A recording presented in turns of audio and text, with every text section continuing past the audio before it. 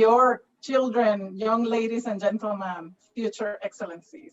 I hear some of the audience for this in the background of some of your audios.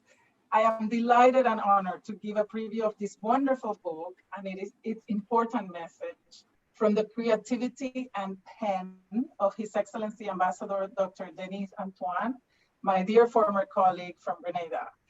We had the privilege of representing our countries during this historic process of approval of the Sustainable Development Goals, or SDGs, and the Universal 2030 Agenda. While representing his country at the United Nations, Dr. Denis Antoine was concurrent ambassador to the United States, to my country, Panama, to Mexico, and permanent representative to the Organization of American States, OAS, for Grenada. Prior to that, he served his country as ambassador to the People's Republic of China. During his time at the UN in New York, Ambassador Antoine served as vice president of the 69th session of the United Nations General Assembly, when the 70th anniversary of this world body was celebrated.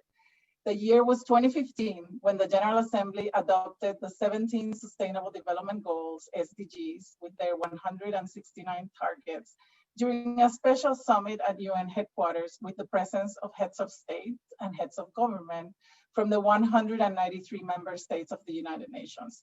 This experience and his passion for multilateralism led Dr. Antoine, Ambassador Antoine, to author the extraordinary children's book we are presenting today, Get on Board, Dear Children of the World. I think back to that time when the world adopted the 2030 Agenda in 2015. My son Max was 7 years old.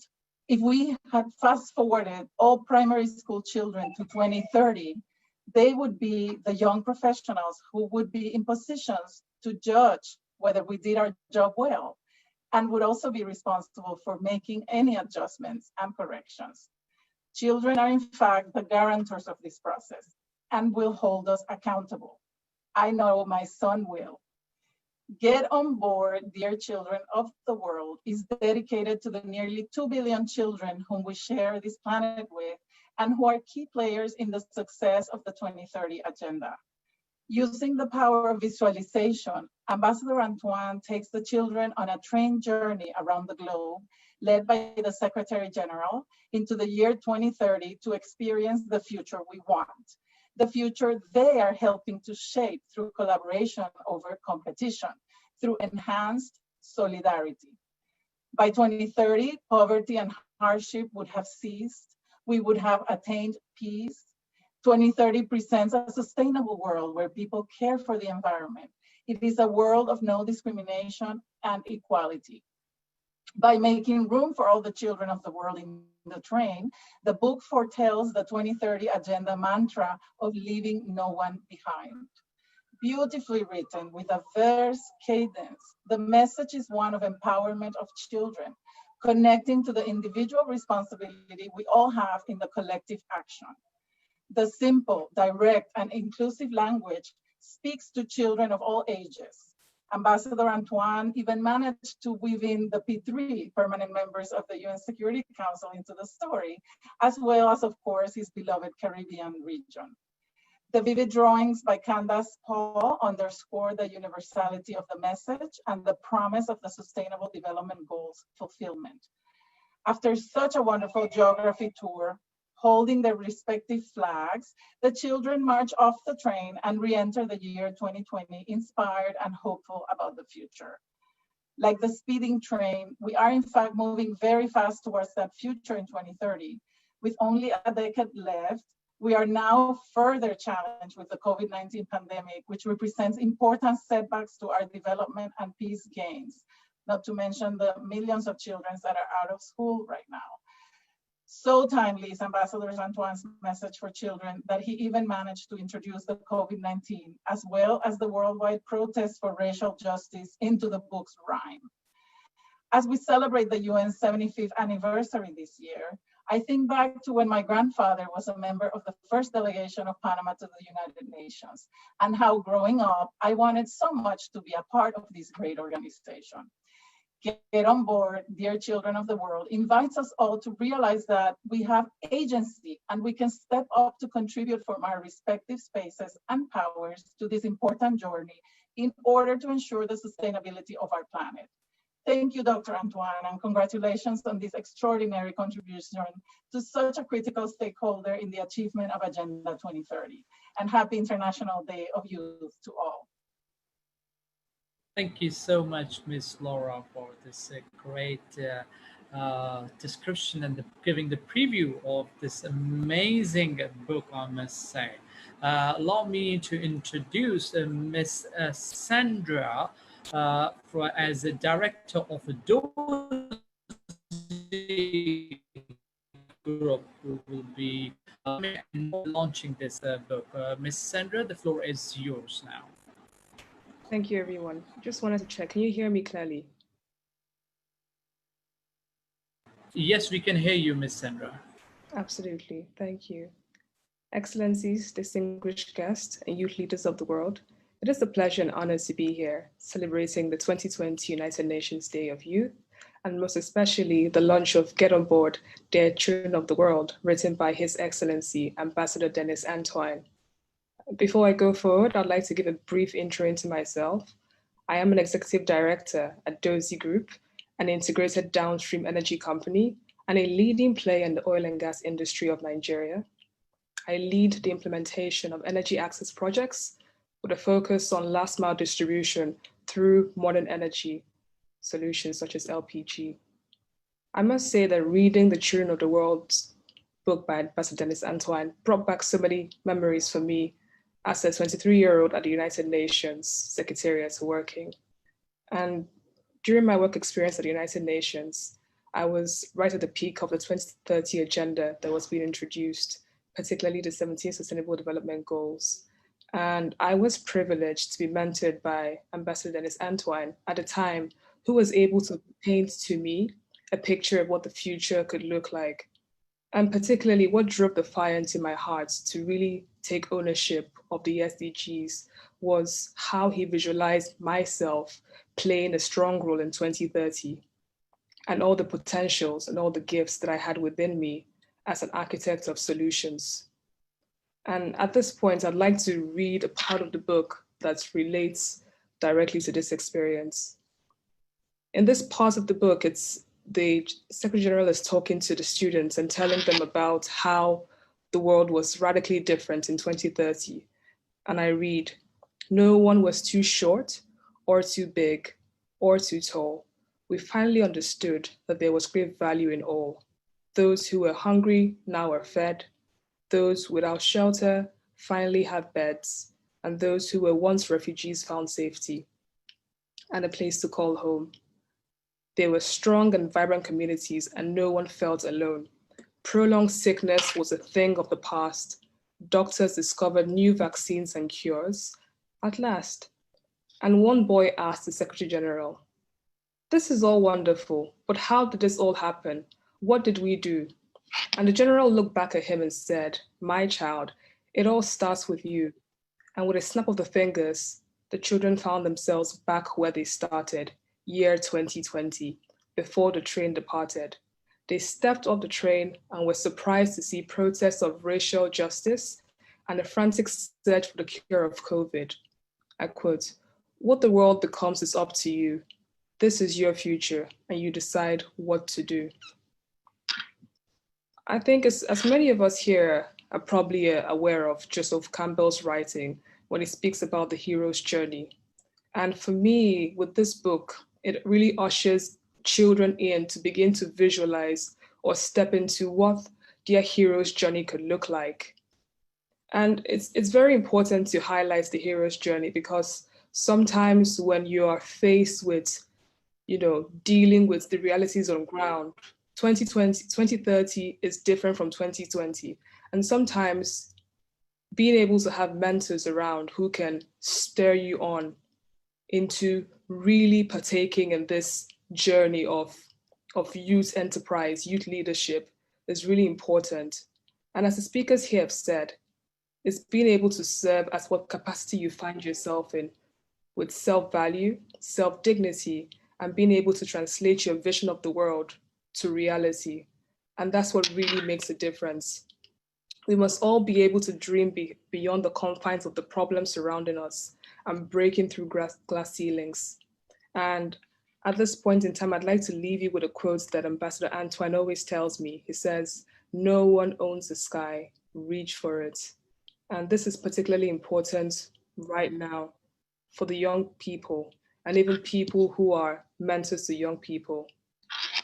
Reach for the sky. No one owns this. Thank you very much. Thank you. Thank you so much, Miss Laura, and thank you so much, Miss Sandra, for really having us on board. And of course, a big thanks to Ambassador Antonin for this amazing book, I must say.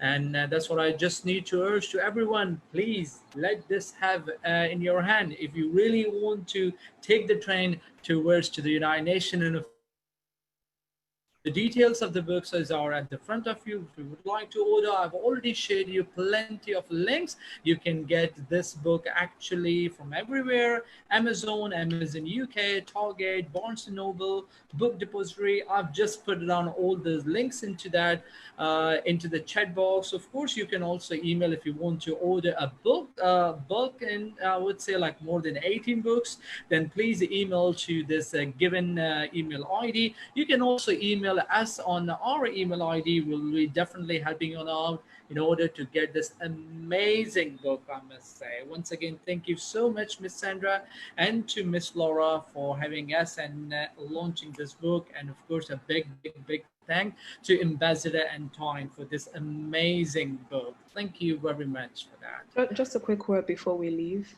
Please, Just Miss Sandra. word.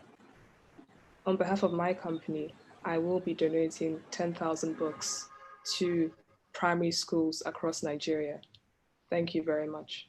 Thank you. Allow me to invite His Excellency Ambassador Dennis Antoine. He will be focusing and enlightening on the area of COVID-19, the global pandemic, and of course emphasizing the participation of youth in the promotion of SDGs. Without further delay, Ambassador, the floor is yours now. Let me thank you, moderator, and to extend my congratulations to all the illustrious speakers that went before me. I particularly want to thank the organizer, Dr. Okike, and to clearly indicate that this occasion is a celebration of the significance of our youth. Now, there has been a surge of negative and positive emotions brought about by the pandemic in the global community. Now, if taken at its height, can lead to a restored world with greater fortune for all. If this opportunity is lost to reclaim humanity and human dignity, our world will be filled with more misery. We are now living in an interconnected and interdependent world, which demands that we take full advantage of this moment for collective response to reach global consensus or lose it all. So let this rising tide lift all to a higher level of humanity. In doing so, I believe our children would more readily and should be more readily included in the process. I have often wondered when children make their contribution to our world. I am constantly mindful of how much, as an adult, I have learned from my children. I have watched with interest the way children solve adult problems with pure thought processing and without inhibition. I have recalled my daughter and my son devouring math equations that I am still wondering how to solve. I have a nephew whom I admire because of his tremendously advanced capacity in solving mental limitless equation, limitless length. But the question that's always asked of our children, what do you want to do when you grow up? Could you imagine that? What do you want to do when you grow up? Our children are not the future. They are now. Therefore, they must be engaged now. The SDGs that we have embraced has been formulated in 2015. And we're talking about the future. That's the past, you know. The SDGs have been designed now. It is because the future begins. The future is upon us. The question is, we have visualized the future. Therefore, to realize it, collective, inclusive engagement is on now. We need intergenerational exchanges to ensure restoration. As the generational gaps shifts. Now, the most beautiful observation of children or youth is how imaginative they are. Therefore, a journey into the future with the adults of the future who are now children is a most fascinating and reassuring voyage to realize that our children gets it. They get it. Just as adults now got it. But let me ask you this question. Don't you wonder if adults did get it when we look at how things are today? Now, passing it on, that is life's relay, does not have an exchange zone when one generation passes it on to the other. That's why I am promoting intergenerational engagement. Quality education delivery has to be progressive and transformative, equitable, affordable, and accessible. These requirements are addressed in the SDGs.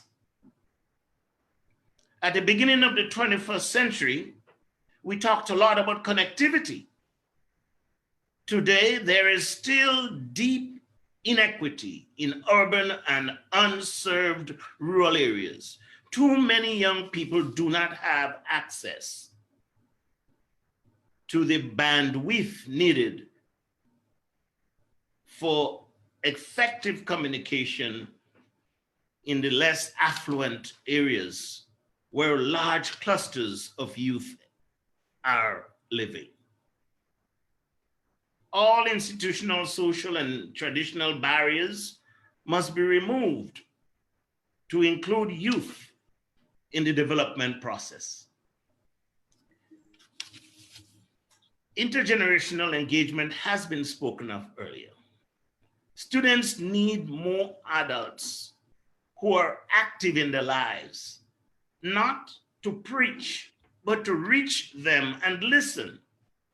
Youths have to be able to connect to seniors with whom they would feel comfortable approaching if there were problems. In an era of COVID-19, however, we are compelled to realize that we are all learners. I would like to propose that youth, that's young people, begin to identify the ways in which youth can make a difference now. We need to hear from them what they consider to be their area of major advantage. Instead of speaking of them as about the future, youths around the world could make a credible difference in addressing the crises at home where they are and reaching out to others in the diaspora through social media to share ideas of how they are making a difference where they are. We are in a difficult period for school districts. Partnerships are needed for social and emotional support. And a lot is being said. We need support for food security. We need to ease anxiety. There are youths in the streets protesting in countries. How do youths feel in countries where they can't protest? Youths are speaking to youths on specific topics of common interest, offering solutions to each other, and to help raise awareness about how they are coping with the COVID-19 crisis. Now, youths must be given opportunities to participate in transforming the communities and the environment. With the right tools and programs, literacy alone is not enough anymore. Definitely not enough among our youths. In this global fight against the pandemic, proper tools, knowledge, skills, and environment must be at the disposal of young people, and they must be encouraged to take an active role in offering practical solutions to their various communities. Young people must be empowered to take action to ensure that the COVID-19 disease is contained in their communities.